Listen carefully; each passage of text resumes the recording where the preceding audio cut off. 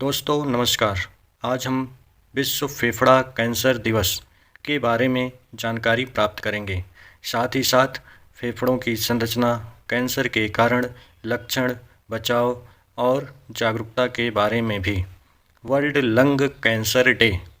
Lung structure, causes, symptom, prevention and awareness. सांस हमारी ज़िंदगी की सबसे कीमती सौगात है। हर दिन हम औसतन 22,000 से अधिक बार सांस लेते हैं। लेकिन क्या आपने कभी सोचा है, यदि यही सांस किसी दिन बाधित हो जाए, अर्थात हम सांस की प्रक्रिया को कंटिन्यू ना कर पाएँ, तो क्या होगा?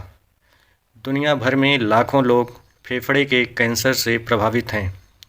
लोगों में जागरूकता बढ़ाने के लिए और जीवन बचाने के लिए हर साल 1 अगस्त को विश्व फेफड़ा कैंसर दिवस मनाया जाता है। यह 1 दिसंबर उन सभी लोगों को जागरूक करने के लिए है जो फेफड़े के कैंसर से जूझ रहे हैं। फेफड़े की संरचना, स्ट्रक्चर ऑफ लंग्स। फेफड़े छाती में पसलियों के पीछे स्थित 2 शंकु आकार के श्वसन अंग हैं, जिनमें 2 मुख्य भाग होते हैं। एक संवाहक भाग, जिसके अंतर्गत वायुमार्ग जैसे श्वास नली, ब्रोंकाई और ब्रैंकियोल्स, ट्रेकिया, ब्रोंकाई एंड ब्रैंकियोल्स आते हैं, जो हवा को एल्वियोलाई अर्थात कोशिकाओं तक ले जाते हैं। और दूसरा श्वसन का भाग एल्वियोलाई अर्थात कोशिका होता है। कोशिका फेफड़े के अंदर पाई जाने वाली छोटी छोटी थैली नुमा संरचनाएं होती हैं, जिनमें ऑक्सीजन और कार्बन डाइऑक्साइड का गैसीय विनिमय होता रहता है। दाहिने फेफड़े में 3 खंड होते हैं, जबकि बाएं फेफड़े में हृदय के लिए जगह बनाने के लिए 2 खंड होते हैं। इसी के बीच में हमारा हृदय स्थित होता है। फेफड़े प्लूरा नामक दोहरी झिल्ली से घिरे हुए होते हैं तथा डायाफ्राम की पेशियों से लगे होते हैं, जो सांस लेने में फेफड़ों की सहायता करते हैं। फेफड़े हमारे शरीर में पसलियों द्वारा घिरे हुए होते हैं, जो उन्हें बाह्य आघातों से भी बचाते हैं। ये हम कह सकते हैं कि हमारे फेफड़े रिब केस में सुरक्षित हैं। विश्व फेफड़ा कैंसर दिवस का इतिहास और शुरुआत। विश्व फेफड़ा कैंसर दिवस की शुरुआत 2012 में international association for the study of lung cancer के द्वारा शुरुआत किया गया, जिसका पहला आयोजन जिनेवा, स्विट्ज़रलैंड में हुआ। जिनेवा, स्विट्ज़रलैंड वही स्थान है जहां पर WHO अर्थात वर्ल्ड हेल्थ ऑर्गेनाइजेशन का हेडक्वार्टर स्थित है। बाद में इसे WHO और अन्य संस्थाओं ने भी समर्थन दिया। इसका मुख्य उद्देश्य फेफड़ों के कैंसर के बढ़ते मामलों के प्रति लोगों को जागरूक करना अर्थात उससे संबंधित जानकारियाँ प्रदान करना। शुरुआती चरणों में निदान और उपचार को बढ़ावा देना। कैंसर की शुरुआती दौर में ही उपचार अत्यधिक सरल होता है। कैंसर के बढ़ जाने पर उपचार टिपिकल या कॉम्प्लेक्स हो जाता है, इसलिए शुरुआती चरण में ही इसका निदान या उपचार किया जाए तो बहुत अच्छा होता है। तंबाकू, धूम्रपान और प्रदूषण जैसे खतरों की रोकथाम के लिए जागरूकता चलाया जा रहा है। बढ़ते हुए धूम्रपान, तंबाकू उपयोग के मामले से कैंसर लगातार बढ़ रहे हैं। साथ ही साथ प्रदूषण भी इसमें सहायक है। प्रत्येक इंसान के फेफड़े रोजाना लगभग 11,000 लीटर हवा को फिल्टर करते हैं। अगर फेफड़े स्वस्थ हों तो ज़िंदगी स्वस्थ होती है। यदि फेफड़े हमारे ऑक्सीजन और कार्बन डाइऑक्साइड का गैसीय विनिमय लगातार करते रहें तो शरीर को पर्याप्त ऑक्सीजन मिलती रहेगी। International association for study of lung cancer के बारे में स्टडी करने के लिए इंटरनेशनल एसोसिएशन द्वारा कुछ सुझाव दिए गए। कैंसर मुख्य रूप से दो प्रकार के होते हैं। एक बिनाइन कैंसर या ट्यूमर।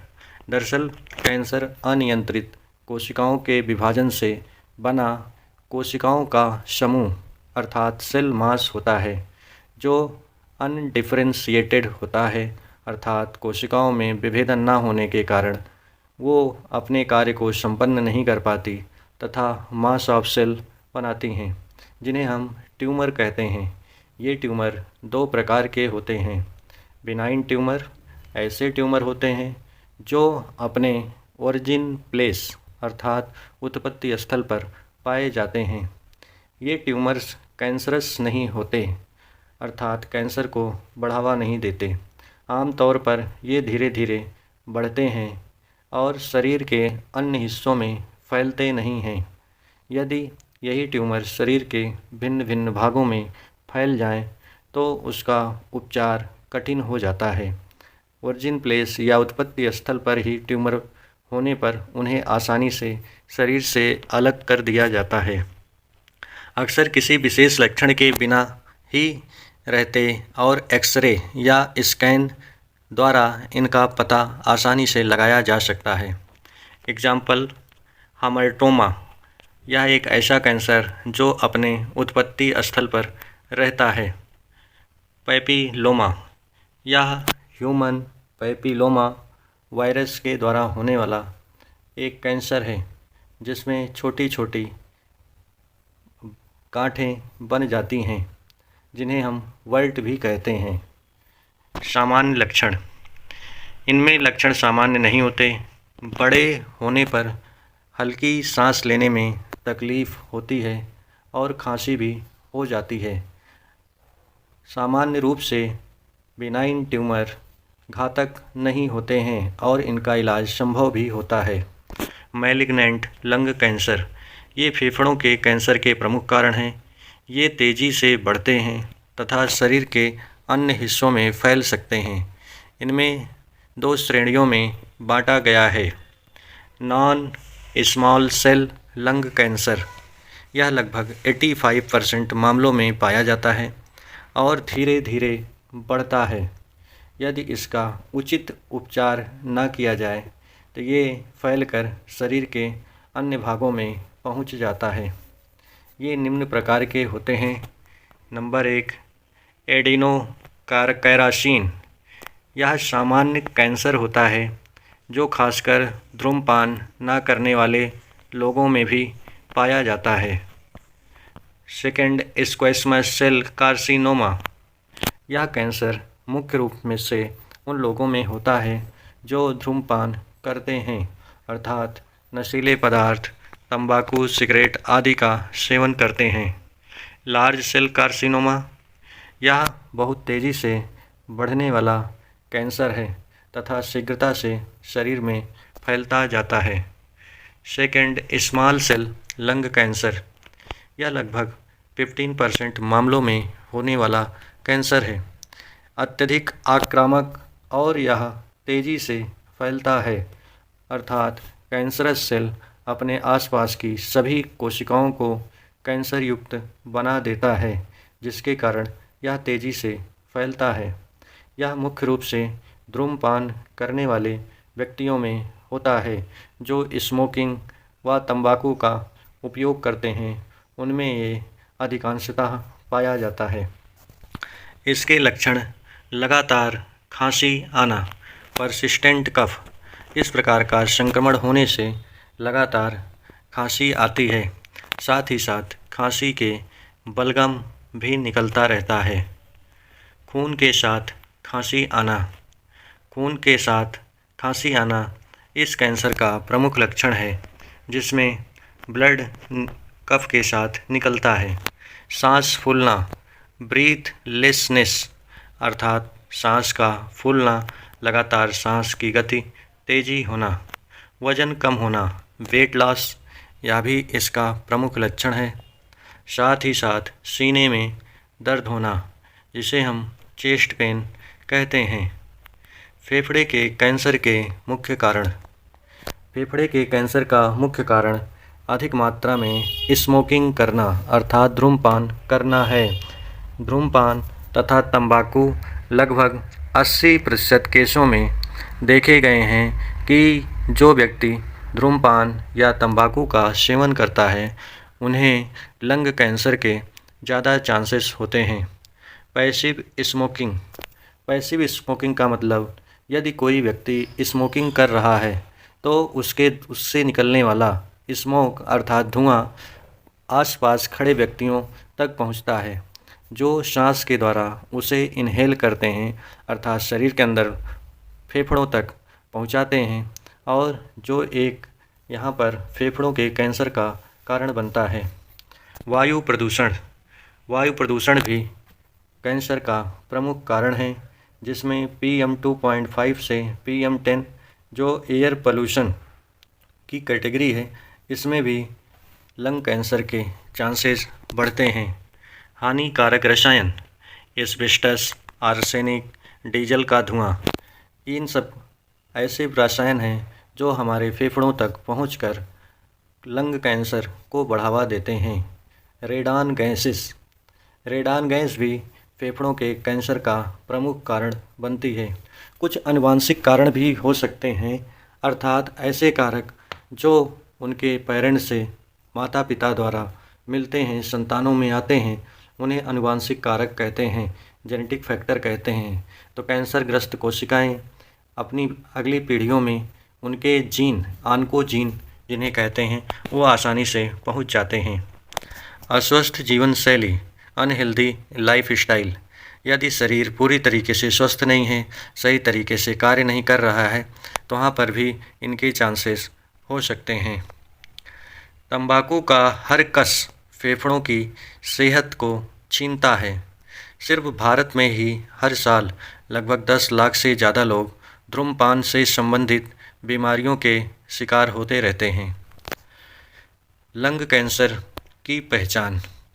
लंग कैंसर के दौरान कई सारे लक्षण प्रकट होते हैं, जिसमें मुख्य रूप से लगातार खांसी का आना, परसिस्टेंट कफ, खून वाली खांसी, कफ विद ब्लड, सीने में दर्द का होना, चेस्ट पेन, थकान व कमजोरी तथा सांस लेने में दिक्कत, ये लंग कैंसर के प्रमुख कारण होते हैं। इनके शुरुआती लक्षण, एडवांस सिम्पटम, आवाज़ का बैठना, बार बार संक्रमण का होना, वजन में तेज़ी से घटना, तो ये सारे लक्षण कैंसर के शुरुआती लक्षण हो सकते हैं।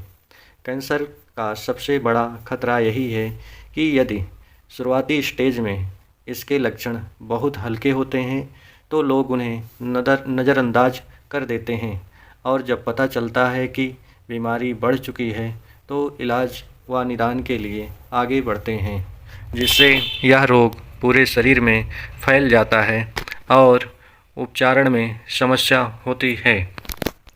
निदान एवं उपचार, डायग्नोसिस एंड ट्रीटमेंट। कैंसर के उपचार के लिए और उसकी जांच के लिए कई तकनीकें अपनाई जाती हैं, जिसमें chest x rays, CT scan, PET scan, positron emission tomography, biopsy तथा बलगम साइटोलॉजी, स्प्यूटम साइटोलॉजी शामिल हैं। ये वही तकनीकें हैं या तरीके हैं जिसके द्वारा आसानी से कैंसरस सेल को आइडेंटिफाई किया जा सकता है। उपचार की पद्धतियाँ। Treatment method. ट्रीटमेंट में सबसे पहले हम कैंसरस सेल की पहचान करते हैं और उसे यदि उपयुक्त हो तो उस सारी सेल को अर्थात मास ऑफ सेल को काट कर निकाल देते हैं, अर्थात उस स्थान की सर्जरी करते हैं। Radiation therapy. विशेष प्रकार के रेडिएशन का यूज करके कैंसर ग्रस्त सेल को जलाकर समाप्त करते हैं। इस तकनीकी को रेडिएशन थेरेपी कहते हैं। कीमोथेरेपी। विशेष प्रकार की औषधियों का उपयोग करके कैंसरस सेल को बढ़ने से रोकना तथा उन्हें नष्ट किया जाता है। इस टेक्निक को कीमोथेरेपी कहते हैं। इम्यूनोथेरेपी। कुछ विशेष एक्टिविटीज़ के द्वारा प्रतिरोधक दवाओं के द्वारा इसके सेल को बढ़ने से रोका जाता है। टारगेटेड थेरेपी, विशेष लक्ष्य कोशिकाओं को ही यहाँ पर टारगेट किया जाता है और उनको नष्ट किया जाता है। शुरुआती स्टेज पर कैंसर का पता चल जाए तो मरीज 70% तक पूरी तरीके से ठीक हो सकता है, अर्थात बिनाइन ट्यूमर के केस में इसके उपचारण में सुविधा होती है, जबकि मैलिग्नेंट होने पर अर्थात उत्पत्ति स्थल से बढ़ जाने पर यहाँ पर समस्या बन जाती है। बचाव और जागरूकता, प्रिवेंशन एंड अवेयरनेस। तंबाकू से दूर रहें। तंबाकू से संबंधित पदार्थों का सेवन न करें। स्मोकिंग, बीड़ी, सिगरेट आदि का प्रयोग न करें। प्रदूषण से बचाव करें। प्रदूषित एरिया में न जाएं तथा जाएं भी तो एक मास्क का ज़रूर प्रयोग करें। पौष्टिक आहार लें। ऐसा डाइट भोजन में शामिल करें जिसमें प्रचुर मात्रा में विटामिन्स और प्रोटीन हों। नियमित व्यायाम करें। Exercise regularly. एक्सरसाइज को प्रतिदिन नियमित समय से करें तथा समय समय पर स्वास्थ्य की जांच कराएं। Get regular health checkup. समय समय पर स्वास्थ्य की जांच होने पर इसको पहचानने में आसानी होगी। महत्वपूर्ण आंकड़े और निष्कर्ष। WHO विश्व स्वास्थ्य संगठन की रिपोर्ट 2024 के अनुसार हर साल दुनिया भर में 22 लाख नए मामले आते हैं लंग कैंसर के। 18 लाख से ज़्यादा मौतें लंग कैंसर से हो जाती हैं। भारत में हर साल 1.1 लाख लोग लंग कैंसर से प्रभावित होते हैं।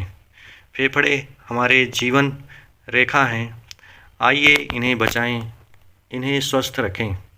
विश्व फेफड़ा कैंसर दिवस का मकसद केवल आंकड़े बताना ही नहीं, बल्कि लोगों को सचेत करना है और लोगों के जीवन को बचाना है।